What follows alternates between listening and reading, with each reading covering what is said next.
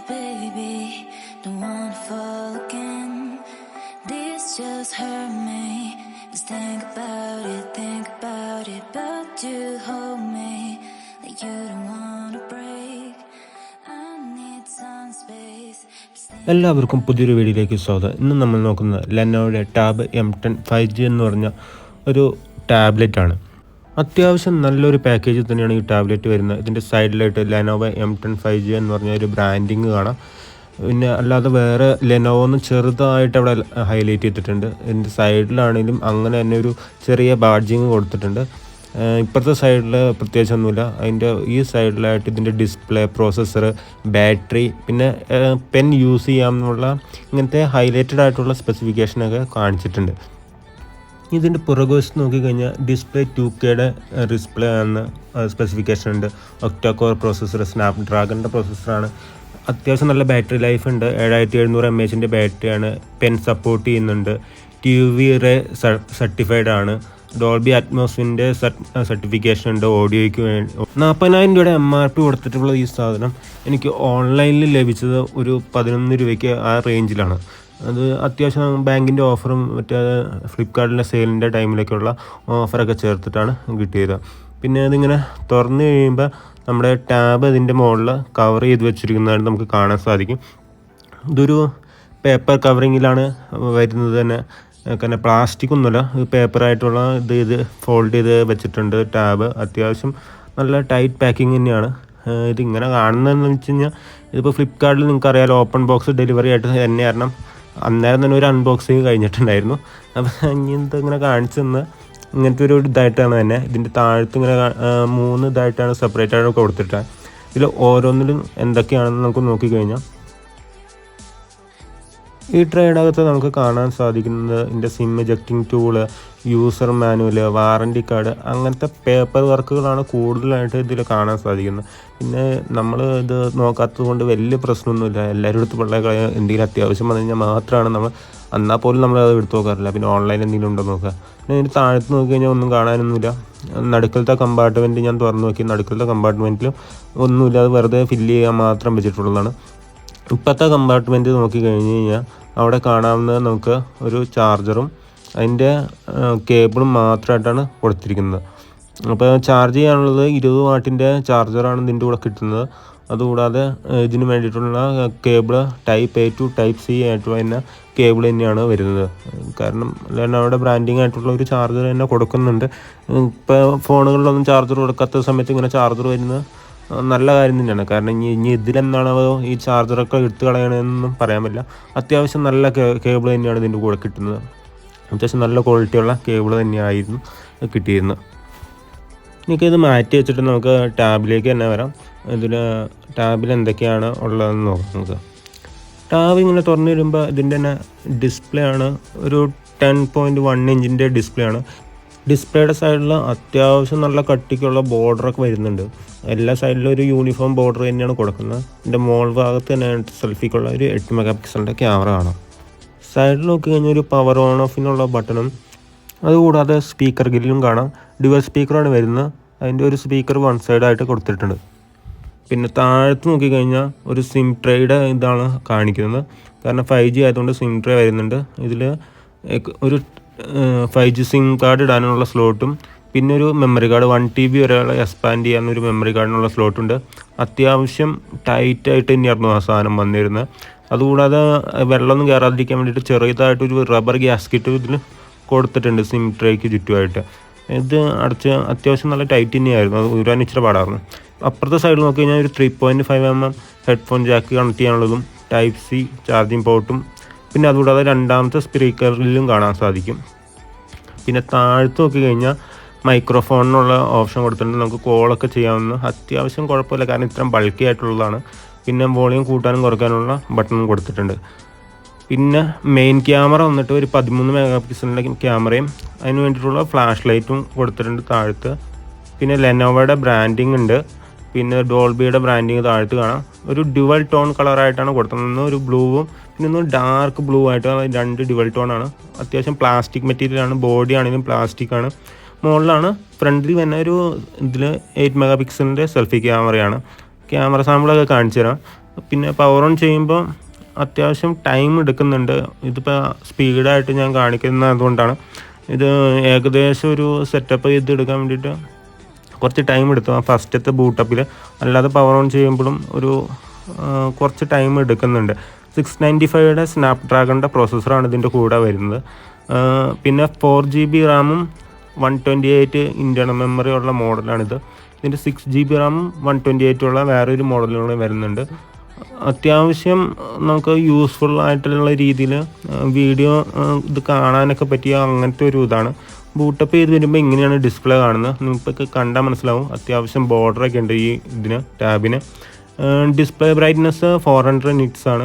ഔട്ട്ഡോറൊന്നും കുഴപ്പമില്ല, ഇൻഡോറും അത്യാവശ്യം നല്ല യൂസ്ഫുള്ളാണ്. നിങ്ങൾക്ക് ഇതിന് വേണ്ടിയിട്ടുള്ള ഷോർട്സിൽ കാണാം ഇതിൻ്റെ ബ്രൈറ്റ്നസ് എങ്ങനെയുണ്ട് മറ്റേ ഫോണായിട്ട് കമ്പാരിസൺ ചെയ്യുമ്പോൾ. കാരണം ഇത്ര വലിയൊരു ഡിസ്പ്ലേ ആയതുകൊണ്ട് അത്യാവശ്യം കാണുന്നതിനും വിസിബിലിറ്റിക്കൊന്നും വലിയ വിഷയമൊന്നുമില്ല. പുറത്ത് നമുക്ക് യൂസ് ചെയ്യാം. 400 nits ആണെങ്കിലും അധികം ഇത് നോക്കിക്കഴിഞ്ഞാൽ ബ്ലോട്ട് വെയേഴ്സൊന്നും അധികം കാണാനുണ്ടായിരുന്നില്ല ഇതിൻ്റെ കൂടെ. പിന്നെ സെറ്റിങ്സിൽ നോക്കിക്കഴിഞ്ഞാൽ ഇതിൻ്റെ കൂടെ വന്നത് Android 13 ആയിട്ടുള്ള ഓപ്പറേറ്റിംഗ് സിസ്റ്റത്തിൻ്റെ കൂടെയാണ് വന്നന്ന് തന്നെ എനിക്കൊരു അപ്ഡേറ്റ് കിട്ടി. Android 14 അപ്ഡേറ്റ് കിട്ടിയിട്ടുണ്ടായിരുന്നു. ഏകദേശം ഒരു 110 GB അടുത്ത് ഇതിൻ്റെ ഇൻറ്റേർണൽ സ്റ്റോറേജിന് ഫ്രീ കിട്ടുന്നുണ്ട്. ബാറ്ററി ആണെങ്കിലും അത്യാവശ്യം നല്ല ബാക്കപ്പൊക്കെ കിട്ടുന്നതാണ്. 7700 mAh ബാറ്ററിയാണ്. അപ്പോൾ അത്യാവശ്യം നന്നായിട്ട് ബാക്കപ്പ് കിട്ടുന്നുണ്ട്. സ്റ്റാൻഡ് ബൈ ഒക്കെ ഞാൻ ഒരാഴ്ചത്തോളം ഇട്ടിട്ടുണ്ടായിരുന്നു. പിന്നെ ബാക്കി എല്ലാ ടാബിലും യൂസ് ചെയ്യുന്ന അങ്ങനത്തെ ഫീച്ചേഴ്സ് എല്ലാം അത്യാവശ്യം വരുന്നുണ്ട്. സ്പ്ലിറ്റ് സ്ക്രീൻ ആണെങ്കിലും PC മോഡാണെങ്കിലും അങ്ങനത്തെ എല്ലാ ഫീച്ചറും വരുന്നുണ്ട്. പിന്നെ നമുക്ക് പെന്നൊക്കെ യൂസ് ചെയ്യാം, പെന്ന് യൂസ് ചെയ്യാം, കീബോർഡ് യൂസ് ചെയ്യാം. അങ്ങനത്തെ എല്ലാ ഇതും ഇതിൽ യൂസ് ചെയ്യാൻ ചെയ്യുന്നുണ്ട്. ബ്ലൂടൂത്ത് 5.1 ഇത് കിട്ടുന്നത്. വൈഫൈയുടെ സപ്പോർട്ടുണ്ട്. സിം കാർഡ് 5G സപ്പോർട്ട് ചെയ്യുന്നതുകൊണ്ട് നിങ്ങൾക്ക് വൈഫൈ ഇല്ലെങ്കിലും സിം ഇട്ടാണെങ്കിലും അത്യാവശ്യം യൂസ് ചെയ്യാവുന്നതാണ്. ഡിസ്പ്ലേ 2Kയുടെ റെസൊല്യൂഷനുള്ള IPS LCD ഡിസ്പ്ലേ ആണ് ഇതിൻ്റെ കൂടെ വരുന്നത്. 90 Hz വരെ സപ്പോർട്ട് ചെയ്യുന്ന ഡിസ്പ്ലേ ആണ്. നോക്കിക്കഴിഞ്ഞാൽ നമ്മുടെ ആൻഡ്രോയിഡിൻ്റെതായ എല്ലാ ഫീച്ചേഴ്സും അങ്ങനത്തെ എല്ലാ ഇതും നമുക്ക് നോർമലി കിട്ടുന്ന അങ്ങനത്തെ രീതിയിൽ നിന്നുള്ള വിഷയമൊന്നുമില്ല.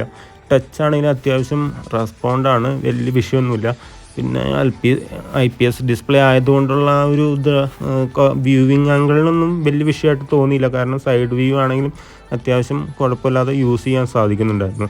പിന്നെ നമുക്കൊരു മൊബൈൽ തന്നെ യൂസ് ചെയ്യുന്ന പോലെ രീതിയിൽ യൂസ് ചെയ്യാം. പിന്നെ ഇതിൻ്റെ ക്യാമറ 30 MP മെയിൻ ക്യാമറയും സെൽഫി ക്യാമറ എന്നിട്ട് ഒരു 8 MP അപ്പോൾ നിങ്ങൾക്കറിയാമല്ലോ ടാബിലൊക്കെ വരുന്ന ഒരു ക്യാമറ എന്ന് പറഞ്ഞാൽ അത്യാവശ്യം ക്വാളിറ്റി ഒന്നും അധികം ഉണ്ടാകത്തില്ല.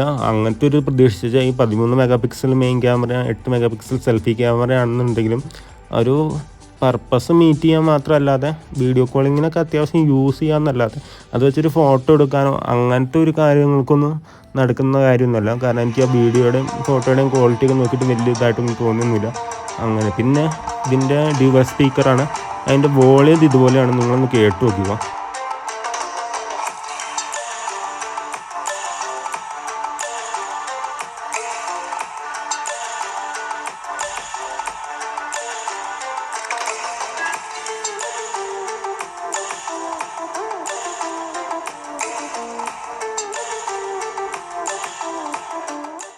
അത്യാവശ്യം തരക്കേടില്ലാത്ത വോളിയമാണെന്ന് എനിക്ക് തോന്നിയിട്ടുള്ളൂ. കാരണം നോർമൽ വീഡിയോ ഒക്കെ കാണുമ്പോഴും ഇതിപ്പോൾ ഫുൾ HDയിലാണ് ഈ വീഡിയോ പ്ലേ ബാക്ക് കിട്ടുന്നത്. യൂട്യൂബിലാണെങ്കിലും നെറ്റ്ഫ്ലിക്സിലാണെങ്കിലും ഒക്കെ ഫുൾ HD പ്ലേ ബാക്കാണ് ഉള്ളത്. 4K ഒന്നും സപ്പോർട്ട് ചെയ്യുന്നില്ല.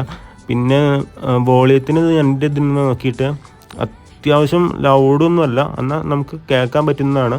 വല്ല സ്പീക്കറൊക്കെ കണക്ട് ചെയ്ത് ബ്ലൂടൂത്ത് സ്പീക്കറൊക്കെ കണക്ട് ചെയ്ത് യൂസ് ചെയ്യുന്നതാണ് കുറച്ചുകൂടെ നല്ല അത്യാവശ്യം വോളിയം വേണ്ടവർക്കുള്ളത്. അല്ലാതെ നോർമൽ ഫോണിലൊക്കെ കേൾക്കണ അത്ര വോളിയമേ ഉള്ളൂ. ഡ്യുവൽ സ്പീക്കറാണ് വരുന്നത്. ഡോൾബിയുടെ സപ്പോർട്ടൊക്കെ ഉണ്ട്. പിന്നെ സ്പ്ലിറ്റ് സ്ക്രീനൊക്കെ അങ്ങനത്തെ യൂസ് ചെയ്യണമെന്നൊന്നും വിഷയമൊന്നുമില്ല. മൾട്ടി ടാസ്കിങ് ഒക്കെ ഈസി ആയിട്ട് നടക്കുന്നുണ്ട്. പിന്നെ എനിക്ക് കുറച്ച് ഇതായിട്ടൊന്ന് 4GB റാം കുറച്ച് കുറവായിട്ട് തോന്നുന്നുണ്ട്. കാരണം അത്യാവശ്യം ഇതൊക്കെ വരുമ്പോൾ ഫോഴ്സായിട്ട് ആപ്ലിക്കേഷൻ ക്ലോസ് ആവുന്നുണ്ട്. ഇതാണ് നെറ്റ്ഫ്ലിക്സിൻ്റെ സപ്പോർട്ടിൻ്റെ ഇത് കാണിച്ചത്. പിന്നെ അടുത്തതായിട്ട് വരുന്ന ഈ ടാബ് മേടിച്ചു കഴിഞ്ഞാൽ നമ്മൾ ഓൺലൈനിൽ വാറൻറ്റി രജിസ്റ്റർ ചെയ്യേണ്ടത് അത്യാവശ്യമുള്ള കാര്യമാണ്. കാരണം ഇതിൻ്റെ കൂടെ വന്ന ടൈമിൽ വാറൻറ്റി ഒന്നും ഉണ്ടാകത്തില്ല, കാണിക്കത്തില്ല. അപ്പോൾ നമ്മളത് രജിസ്റ്റർ ചെയ്തില്ലെങ്കിൽ നമുക്ക് വാറൻറ്റി ഒന്നും കിട്ടില്ല. അപ്പോൾ നിങ്ങളത് മൈ ജിയോയുടെ മൈ ലെനോവയുടെ ആപ്ലിക്കേഷൻ ഉണ്ട്. മൈ ലെനോവയുടെ ആപ്ലിക്കേഷനിൽ കയറിയിട്ട് അതിൽ വാറണ്ടിയുടെ ടൈമും എന്നാണ് പർച്ചേസ് ചെയ്തതെന്നുള്ള ഡീറ്റെയിൽസൊക്കെ അപ്ഡേറ്റ് ചെയ്ത് കൊടുത്തു കഴിഞ്ഞാൽ മാത്രമാണ് നമുക്ക് വാറണ്ടി അപ്ഡേറ്റ് ആയിട്ട് കിട്ടത്തുള്ളൂ. ഇല്ലെങ്കിൽ വാറണ്ടി അതിൽ ഞാൻ മേടിച്ചപ്പോൾ എനിക്കൊരു 250 ഡേയ്സിൻ്റെ വാറണ്ടി മാത്രമാണ് കാണിക്കുന്നുണ്ടായിരുന്നത്. അപ്പോൾ അതൊന്നും കാര്യം എല്ലാവരും ഒന്ന് ശ്രദ്ധിക്കേണ്ടത് തന്നെയാണ്. പിന്നെ ബിൽഡ് ക്വാളിറ്റിയിലൊക്കെ നോക്കുമ്പോൾ 10 രൂപയ്ക്കും 11 രൂപയ്ക്കും 5Gയുടെ ഒരു ടാബ്ലറ്റ് 695യുടെ സ്നാപ്ഡ്രാഗണിൻ്റെ പ്രോസസ്സർ വെച്ച് കിട്ടുന്നത് കഴിഞ്ഞാൽ അത്യാവശ്യം നല്ലതാണ്. കാരണം അതിൽ കൂടുതൽ വലിയ ക്യാഷ് കൊടുത്ത് മേടിക്കാൻ പറ്റിയ അതൊന്നും എനിക്ക് തോന്നിയില്ല. കാരണം ആ ഒരു പൈസയ്ക്കുള്ള ഇതുകൊണ്ട് വർത്തായിട്ടാണ് എനിക്ക് തോന്നിയത്. കാരണം 10-11 രൂപയ്ക്ക് ഒരു ടാബ് യൂസ് ചെയ്യാവുന്ന ആ ഒരു ഇതിൽ നോക്കിക്കഴിഞ്ഞാൽ അത്യാവശ്യം വർത്തായിട്ടുള്ള കാര്യമാണ്. കാരണം വേറൊരു 5G ടാബും ആ ഒരു റേഞ്ചിൽ കിട്ടുന്നില്ല എന്നുള്ളതുകൊണ്ട്. പിന്നീട് എനിക്ക് വേറെ ആയിട്ട് പ്രത്യേകിച്ച് അങ്ങനെ തോന്നുന്നില്ല. പിന്നെ നോർമൽ യൂസിന് അത്യാവശ്യം ക്വാളിറ്റിയൊക്കെ ഉള്ളൊരു ഡിസ്പ്ലേയും സൗണ്ട് ക്വാളിറ്റിയും വലിയ കുഴപ്പമില്ലാതെ നമുക്ക് യൂസ് ചെയ്യാൻ സാധിക്കുന്നതാണ്. പിന്നെ കിട്ടിയതാണ് ഇതിൻ്റെ കൂടെ തന്നെ അപ്ഡേറ്റ് 14 തരുവായിരുന്നെങ്കിൽ കുറച്ചുകൂടെ നല്ലതായിട്ട് എനിക്ക് തോന്നി. ഇത് 13-ലാണ് വരുന്നത്. നമുക്ക് അന്നേരം തന്നെ അപ്ഡേറ്റ് തരുന്നുണ്ട് കിട്ടിയ തന്നെ. അപ്പോൾ അത്രയ്ക്കാണ് എനിക്കിതിൽ ഇത്രയും ദിവസമൊക്കെ ഇത് ചെയ്തിട്ട് എനിക്ക് മനസ്സിലായത്. ബാക്കിയുള്ള ഡീറ്റെയിൽസൊക്കെ ഞാൻ ഡീറ്റെയിലായിട്ട് പിന്നീട് അപ്ഗ്രേഡ് ചെയ്യുന്നതാണ്, നിങ്ങൾക്ക് ഡീറ്റെയിൽസ് പറഞ്ഞു തരുന്നതാണ്. എന്തൊക്കെയാണ് ഇതിനുള്ള അങ്ങനത്തെ ഇത് ഡീറ്റെയിൽ ആയിട്ട് പിന്നെ പറയുന്നതാണ്. ഇതാണ് ഞാൻ പറഞ്ഞ PC മോഡൊക്കെ. PC മോഡിൽ ഇട്ട് കഴിഞ്ഞാൽ അത്യാവശ്യം നമ്മുടെ PC പോലെ തന്നെ യൂസ് ചെയ്യാവുന്നതാണ്. കീബോർഡ് മൗസൊക്കെ അറ്റാച്ച് ചെയ്ത് അല്ലെങ്കിൽ പെൻ അറ്റാച്ച് ചെയ്ത് യൂസ് ചെയ്ത് കഴിഞ്ഞാൽ അത്യാവശ്യം യൂസ്ഫുൾ ആയിട്ടുള്ള ഇതാണ്. ശരിക്കും പറഞ്ഞാൽ മൾട്ടിമീഡിയ പർപ്പസിന് കുട്ടികൾക്കൊക്കെ ബ്രൗസിങ്ങിനും വീഡിയോ കാണാനും അങ്ങനത്തെ എഡ്യൂക്കേഷൻ പർപ്പസിനൊക്കെ യൂസ് ചെയ്യാൻ പറ്റിയ ഒരു വൈഫൈ ഒന്നും വേണ്ട സിം ഇട്ട് യൂസ് ചെയ്യാൻ പറ്റിയ ഒരു ടാബ്ലറ്റാണ്. അപ്പോൾ ഇത്രയൊക്കെയുള്ളൂ ഇന്നത്തെ വീഡിയോ. ബാക്കി എന്താണെന്ന് വെച്ചാൽ നിങ്ങളുടെ അഭിപ്രായങ്ങൾ നിങ്ങളെല്ലാം യൂസ് ചെയ്യുന്നുണ്ടെങ്കിൽ അതൊന്ന് കമൻ്റായിട്ട് രേഖപ്പെടുത്തുക. കാരണം ആരെങ്കിലുമൊക്കെ യൂസ് ചെയ്യുന്നുണ്ടെങ്കിൽ അവർ പറയുമ്പോഴാണ് അതിൻ്റെ കമൻ്റൊക്കെ നോക്കിക്കഴിഞ്ഞാൽ കൂടുതൽ പേർക്കത് ഉപകാരപ്പെടും. അപ്പോൾ ഇനിയൊരു അടുത്തൊരു വീഡിയോ ആയിട്ട് കാണുന്നവരേക്കും ടേക്ക് കെയർ, ബൈ.